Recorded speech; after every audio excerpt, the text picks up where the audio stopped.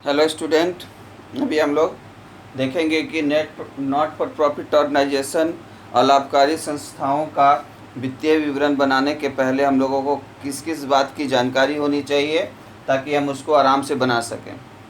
सबसे पहले आपको फाइनेंशियल ईयर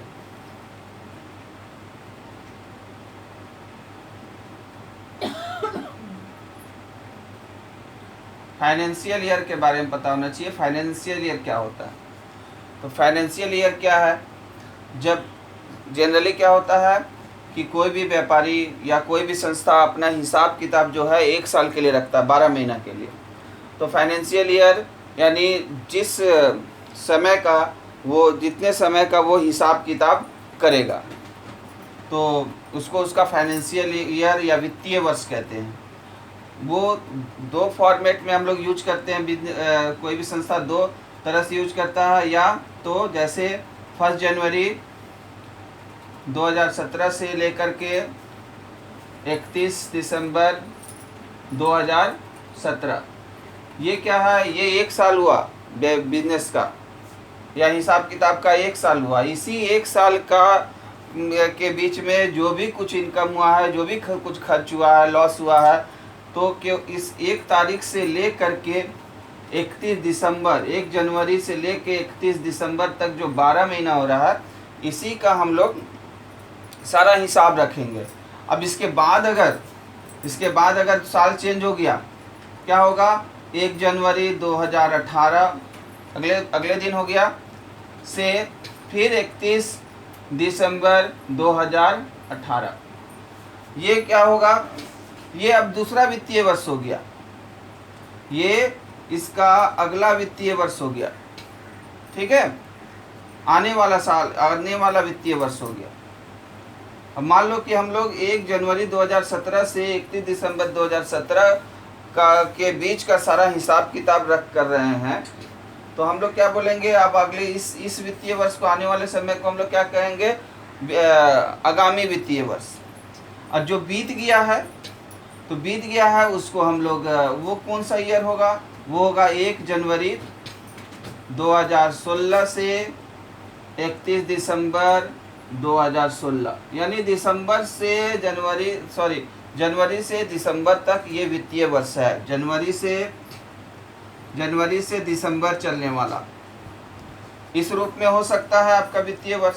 तो इसको बोलते हैं पिछला वित्तीय वर्ष, इसको बोलते हैं प्रीवियस फाइनेंशियल ईयर। ठीक है, तो ये एक तरीका ये है जब जनवरी से दिसंबर के बीच में हम लोग हिसाब किताब रखते हैं। दूसरा होता है जब हम लोग 1 अप्रैल से हम लोग नेक्स्ट ईयर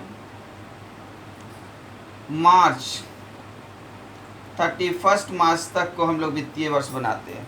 यानी स्टार्ट कब होगा? स्टार्ट जैसे हुआ हमारा, चलो ऐसे एक फॉर्मेट ऐसे भी दिखा देते हैं कि अगर हमारा जो हिसाब किताब हम जो करने जा रहे हैं वो किस वित्तीय वर्ष का करने जा रहे हैं, वो हम करने जा रहे हैं, सपोज दैट इसी को ले लेते हैं 17 वाला, तो हम वो करने जा रहे हैं 1 अप्रैल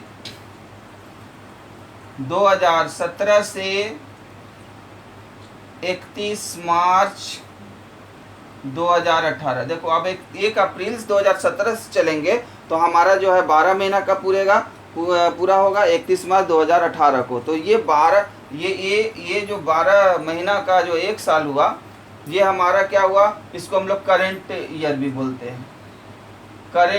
बोलते हैं। तो ये हमारा फाइनेंशियल ईयर जो हुआ, ये करंट फाइनेंशियल ईयर हुआ, इसे जिसका हम हिसाब कर रहे हैं। अब इसके बाद वाला जो होगा वो कैसे आएगा? वो आएगा 31 मार्च 2018 को वित्तीय वर्ष समाप्त हो गया है, तो अब जब नया शुरू होगा वो कहाँ से शुरू होगा? 1 अप्रैल 2018 में चालू होगा और कब खत्म होगा? 31 मार्च 2019 में जाके खत्म होगा। तो ये क्या हो गया? अपकमिंग आने वाला जो फाइनेंशियल ईयर वित्तीय वर्ष होगा, हिसाब किताब रखने का साल 12 महीना का, ये होगा।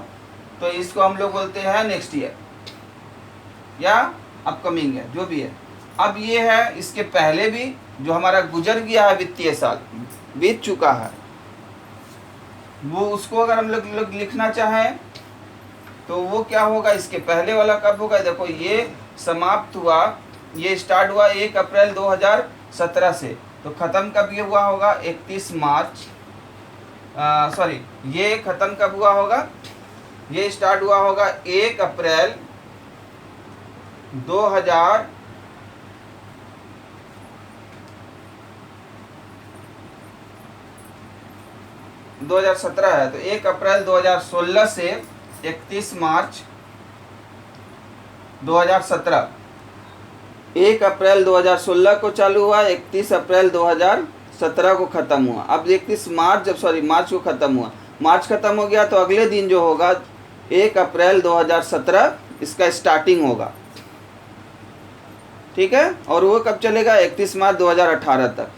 अब 2018 में ही फिर अगले दिन अगला महीना जो होगा 1 अप्रैल 2018 से स्टार्ट हुआ और 31 मार्च 2000, तो ये क्या है, ये बीता हुआ वर्ष है, ये बीता हुआ फाइनेंशियल ईयर है, वित्तीय वर्ष है। यानी इस वित्तीय वर्ष में हम लोगों ने हिसाब किताब जो रखा होगा वो अलग, उसका जो है उसका रिकॉर्ड हम लोग अलग रखे हैं, अलग पुस्तकों में रखे हैं, उसके लिए हम लोग अलग रजिस्टर बनाए थे, वो ख़त्म हो गया। अब ये हम लोग अभी इस साल जो हमारा अभी चल रहा है हिसाब किताब का, वो हमारा ये है, ठीक है, इसको हम लोग बोलते हैं करेंट ईयर, फाइनेंशियल ईयर, जो वित्तीय वर्ष हमारा क्या है करेंट ईयर, अभी जो हम लोग जिसके लिए हिसाब कर रहे हैं। और ये क्या है आने वाला, ये जब हमारा ख़त्म होगा तो आने वाला वर्ष जो हिसाब किताब का होगा ये होगा। तो इस तरह से हम लोग फाइनेंशियल ईयर वित्तीय वर्ष के हिसाब से ही अलग अलग वित्तीय वर्ष में अलग अलग हिसाब किताब रखे जाते हैं। तो यहाँ नेट फॉर प्रॉफिट ऑर्गेनाइजेशन में हम लोग को क्या करना है, हम लोग को ये करेंट वित्तीय वर्ष को हम लोग को ध्यान में ज़्यादा रखना पड़ता है।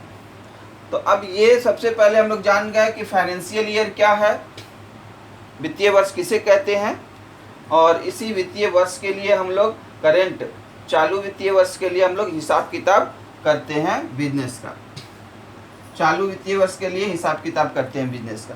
दूसरा इम्पोर्टेंट चीज़ जो हम लोग को जानना है बनाने के लिए वो क्या है, वो हमारा ये था कि कैपिटल आइटम्स कौन कौन सा है, पूंजीगत आइटम्स कौन कौन सा होता है हमारा, और रिवेन्यू आइटम्स कौन कौन से होते हैं। तो इसको हम लोगों ने एक वीडियो में बनाया हुआ है, वहाँ से आप देख लेंगे, पूरा डिटेल इसके बारे में बता दिया गया है, ओके, इसलिए यहाँ इसको छोड़ रहे हैं। तीसरा और सबसे इम्पोर्टेंट कि आपको ये समझना है इनकम एंड एक्सपेंडिचर बनाने के लिए आपको क्या करना है, इनकम एंड एक्सपेंडिचर बनाने के लिए आपको क्या करना है, अब इसको हम डिटेल में बता रहे हैं कि आप इनकम एंड एक्सपेंडिचर अकाउंट अगर बनाना चाहते हैं तो कैसे बनाएंगे। हाँ, तो स्टूडेंट हम लोग इसमें अभी देखेंगे कि इनकम एंड एक्सपेंडिचर अकाउंट जो है, इनकम एंड एक्सपेंडिचर अकाउंट हम लोग किस तरह से बनाएंगे। तो यहाँ पास इनकम एंड एक्सपेंडिचर अकाउंट ठीक प्रॉफिट एंड लॉस अकाउंट की तरह होता है लाभकारी संस्थाओं का, जैसा कि हम लोग 11th क्लास में बनाए थे, और उसको बनाने का कॉन्सेप्ट भी वही है। तो यहाँ एक बार इसको हम लोग फिर से देख रहे हैं। इनकम एंड एक्सपेंडिचर अकाउंट में हम लोग एक्सपेंडिचर को डेबिट साइड में लिखते हैं, जितने भी एक्सपेंडिचर खर्चे होंगे और जितने भी लॉस होंगे वो सबको डेबिट साइड में लिखेंगे, और इनकम को हम लोग क्रेडिट साइड में लिखते हैं। यहाँ पर ध्यान देने का बात, सबसे इम्पोर्टेंट चीज़ यही है कि हम लोग उसी एक्सपेंडिचर को या उसी लॉसेस को डेबिट में लिखेंगे इनकम एंड एक्सपेंडिचर अकाउंट में, जो इस वित्तीय वर्ष से संबंधित है, जिसके लिए हम लोग जो है इनकम एंड एक्सपेंडिचर अकाउंट बना रहे हैं। इनकम एंड एक्सपेंडिचर बना के हम लोग क्या जानेंगे कि उस संस्था को क्या सरप्लस हुआ या क्या डिफिजिट हुआ, यानी कि प्रॉफिट और लॉस यहाँ नहीं बोलते हम लोग, तो प्रॉफिट क्या हुआ, लॉस क्या हुआ, वो जानने के लिए हम लोग ये बनाते हैं। तो इनकम एंड एक्सपेंडिचर अकाउंट में उन्हीं आइटम को एक्सपेंडिचर में शामिल करेंगे जो इस साल के खर्चे होंगे, ये सबसे इम्पोर्टेंट चीज़ है। अगर ये समझ लिया तो फिर ये तो बन गया। तो इस साल के खर्चे होंगे या इनकम जो है, जो भी इनकम आपको दिया गया है वो इस साल का इनकम होना चाहिए। इस साल का मतलब क्या है, आपके फाइनेंशियल ईयर का। अब आपका फाइनेंशियल ईयर क्या है, मान लो क्वेश्चन में आपको दिया गया है किस फाइनेंशियल ईयर के लिए आपको इनकम एंड एक्सपेंडिचर अकाउंट बनाना है, किस वित्तीय वर्ष के लिए आपको जो है इनकम एंड एक्सपेंडिचर अकाउंट बनाना है। तो ये दिया हुआ है 1 जनवरी 2018 से 31 दिसंबर 2018 आपका वित्तीय वर्ष है, आपका चालू वर्ष है। इसी के लिए आप क्या कर रहे हैं, इनकम एंड एक्सपेंडिचर अकाउंट आप बनाएंगे। तो इस साल का जो जो खर्चा होगा वो सबको एक्सपेंडिचर में हम दिखाएंगे। मान लो इस साल का खर्चा है, इस साल का सैलरी पे खर्च किया गया 2000 रुपया, तो यहाँ दिखा देंगे इस साल का है, सैलरी पे खर्च किए 2000 रुपया। इस साल हम लोग कमीशन के रूप में किसी को कुछ पैसा दिए हैं 1000 रुपया, उसको दिखाएंगे। मान लो हमको रेंट के रूप में कुछ पैसा प्राप्त होता है तो उसको हम लोग यहाँ दिखा देंगे। ये इस साल का है। लेकिन तो ये आपको एक बात ये दिखाई दे कि इस साल का है, हम इस साल का लिख दिए। लेकिन आपको क्वेश्चन में जो है, क्वेश्चन में हमेशा आपको ऐसा नहीं देता है कि इस साल का जो है रेंट 500 रुपया प्राप्त हुआ। 500 से बढ़ा देते हैं इसको, चलिए इसको हम कर देते हैं 12,000 रुपया, 12,000। अब यहाँ समझेंगे कि आपको जो है ये कैसे पता चले इस साल का इनकम किसको बोलते हैं, करेंट ईयर का इनकम किसको बोलते हैं। अब एक उदाहरण लेते हैं, छोटा सा उदाहरण, अगर आप उसको समझ लेंगे तो बाकी सभी बातों को समझ लेंगे। मान लीजिए कि एक फुटबॉल क्लब है। फुटबॉल क्लब क्या करता है कि हर साल अपने जो मेंबर्स हैं उसका जो मेंबर है फुटबॉल क्लब का, उससे कुछ रुपया हर साल में एक बार वो क्या लेता है, चंदा लेता है।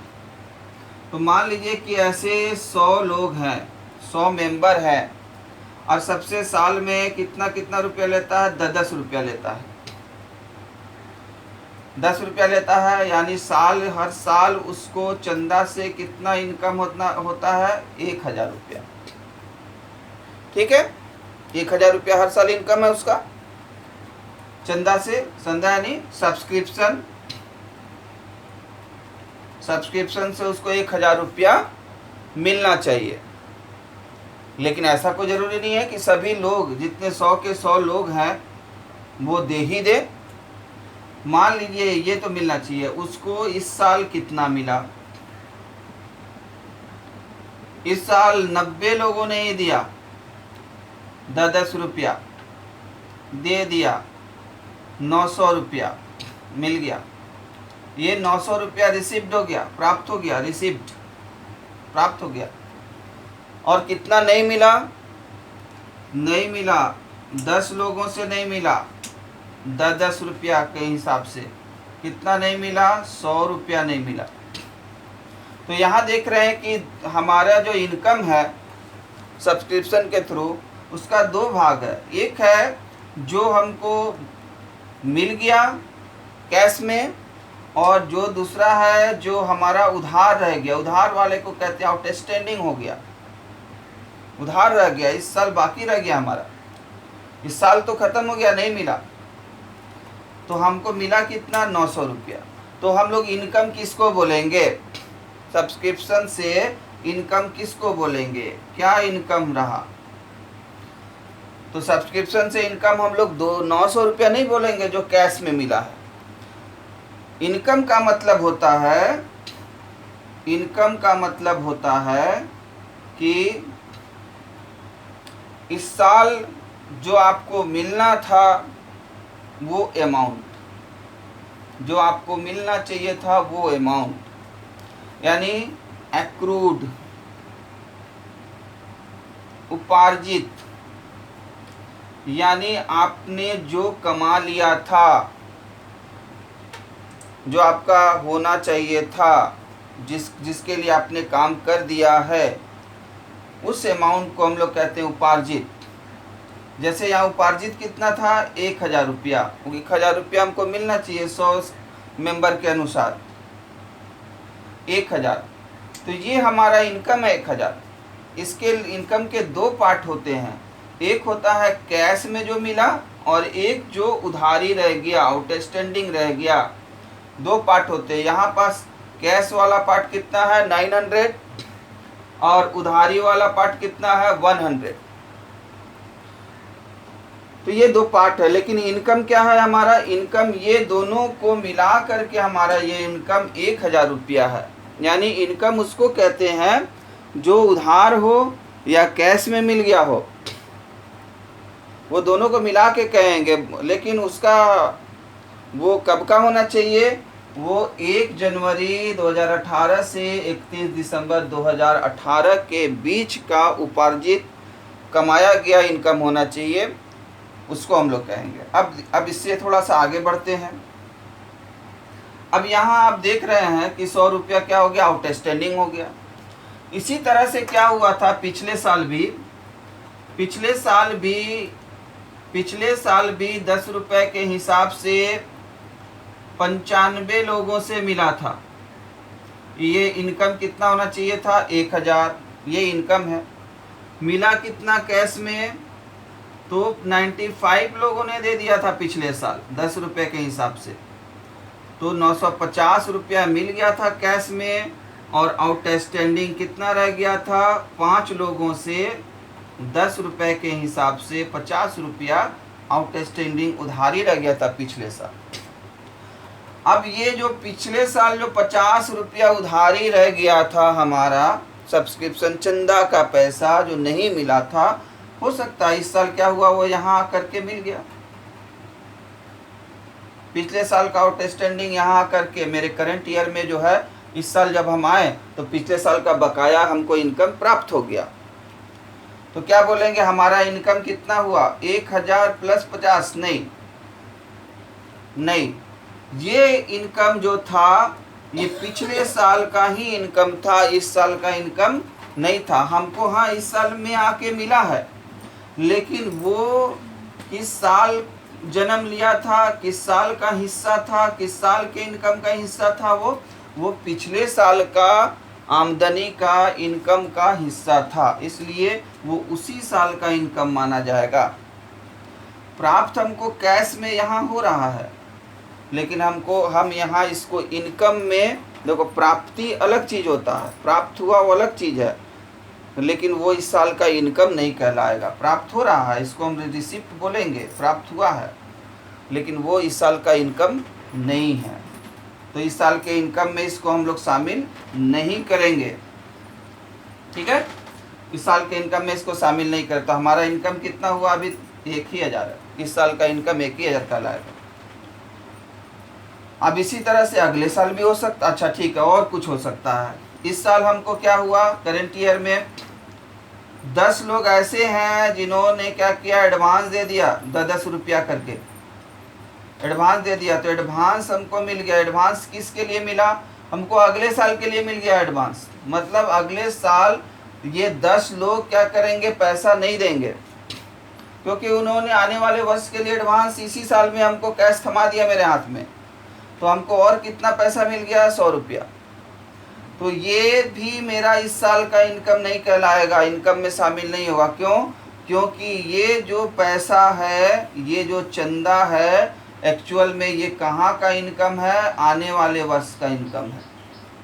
इसलिए कोई भी एडवांस पैसा भी हमारा इनकम नहीं कहलाता है।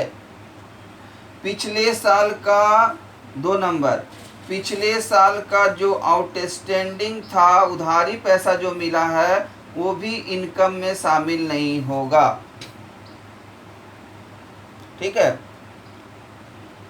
तो इस तरह से हम लोग ये समझे कि हमारा इनकम में क्या शामिल होता है, इनकम में बस जो हमारा इस साल का टोटल मिलने वाला पैसा था, जैसे यहाँ टोटल मिलने वाला पैसा 1000 रुपया था, यही हमारा इनकम है। या आपको ऐसे बोल दे कि इस साल का सब्सक्रिप्शन में से आपको 700 रुपया प्राप्त हुआ और 300 रुपया उधारी रह गया, तभी भी आप समझ जाएंगे टोटल मेरा इस साल का इनकम कितना था, 1000 था।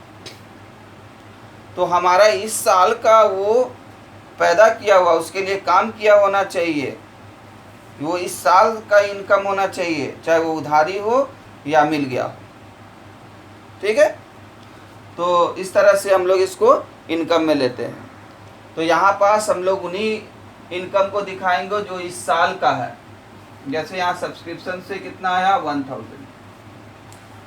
अब मान लो कि ये एक्सपेंडिचर में भी उसी तरह से होगा। जिस चीज़ का हम लोग यूज किए हैं इस साल और उसके लिए खर्चा किए वो हमारे, मान लो कि हम किसी दुकान पे जाते हैं और दुकान पे जा कर के हम 5000 रुपये का माल नगद में खरीदते हैं और 1000 रुपया हम उधारी लगा के आ जाते हैं, तो क्या बोलेंगे, हमारा जो है एक्सपेंसेस 5000 है? नहीं, हमारा एक्सपेंसेस कितना है, एक्सपेंडिचर कितना है, उधारी नगद जोड़ के 6000 रुपया है। और ये इस साल के अंतर्गत हुआ होना चाहिए। इस जो भी हम लोगों ने खर्च किया है वो उसका यूज हम लोगों ने इसी साल किया है, इस साल उसको हम लोगों ने प्रयोग में लाया है, तब उसको हम लोग इस साल का एक्सपेंडिचर कहेंगे। तो बेसिक जो है यही है कि इनकम एंड एक्सपेंडिचर अकाउंट में इसी फाइनेंशियल करंट वित्तीय वर्ष से चालू वित्तीय वर्ष का एक्सपेंडिचर होना चाहिए और इनकम भी इसी वित्तीय वर्ष का होना चाहिए। अब हम लोग नेक्स्ट वीडियो में कुछ खास आइटम सब्सक्रिप्शन का कैलकुलेशन और कुछ एक्सपेंसेस और इनकम का कैलकुलेशन इनकम एक्सपेंडिचर के रूप में कैसे करते हैं उसको देखेंगे। ओके।